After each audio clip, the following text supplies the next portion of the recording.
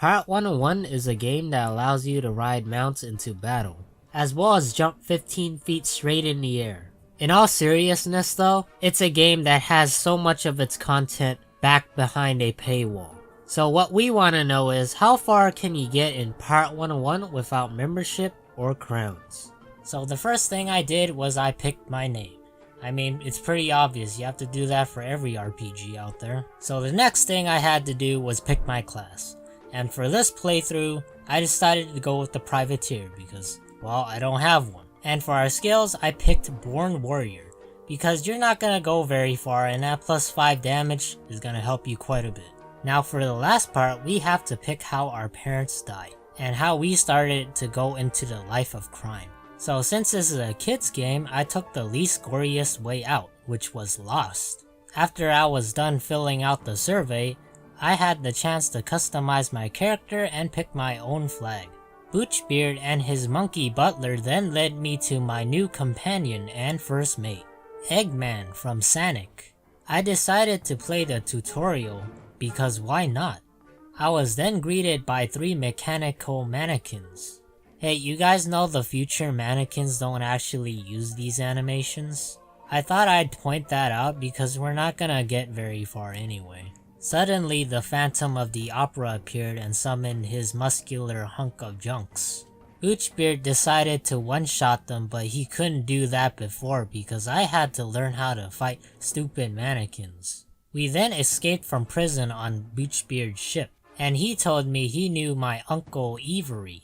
We then decided to sail to the home of King Kong, all the while being bombarded by the phantom ships. On the island, Captain Ivory decided to let me stay on one condition, and that was to retrieve his green plastic amulet. I then headed into the battlefield because that's what kids do in this situation. But because you're a pirate, it doesn't matter. There I met Smollett, who told me I needed to kill some Froggys in order to recruit my second companion.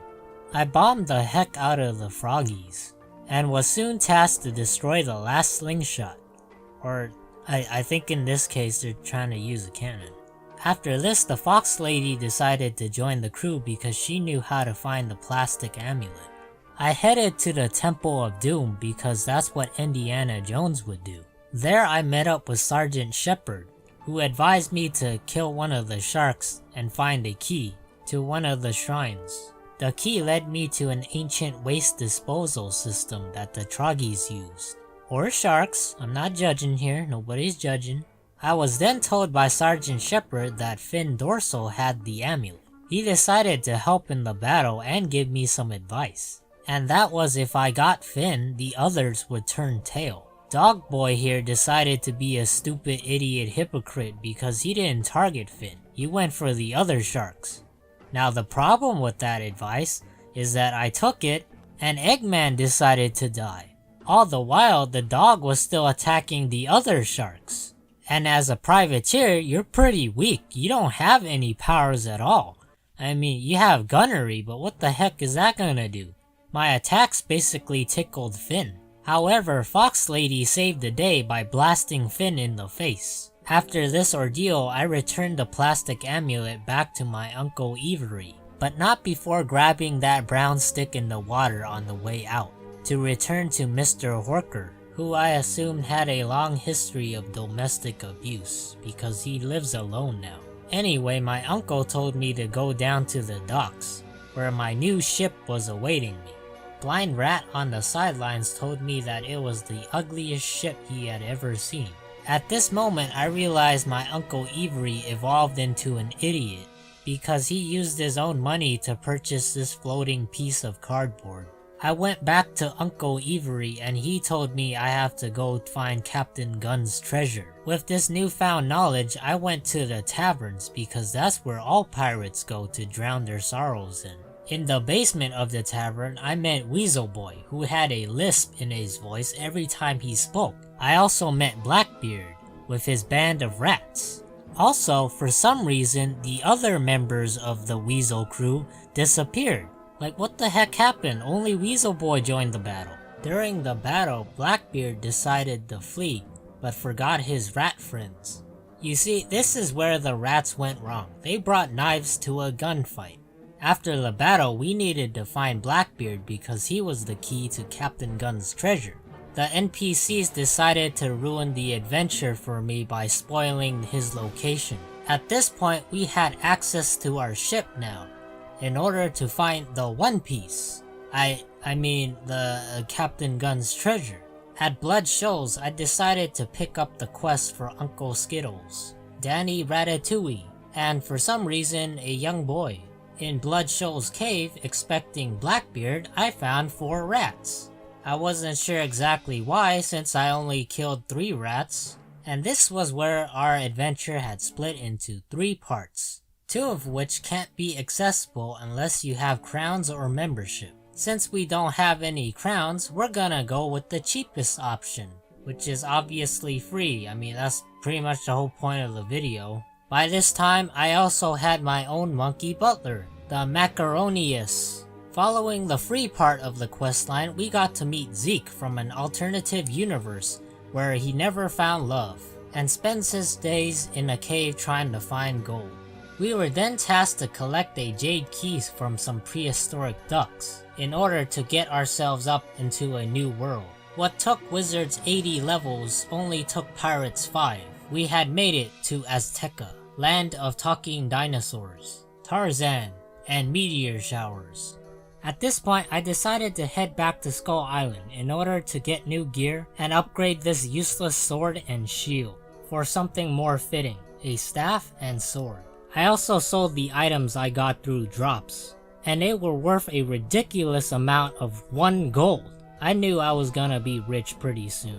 Anyway, after the shopping spree, the dinosaurs tasked me to collect a crystal skull in order to infiltrate the layer of choke on kebabs. On the stairs leading into the pyramid, the big meat boy was blocking the way. As a team, however, we were able to defeat him, except for Eggman, who almost died again. In the first level of the pyramid, we encountered some dinosaurs with spears. You shouldn't bring spears to a gunfight. After fighting levels upon levels of enemies, we reached the lair of choke on kebabs. In this fight, I couldn't exactly defeat him directly. We needed to destroy the statue in order to win the battle.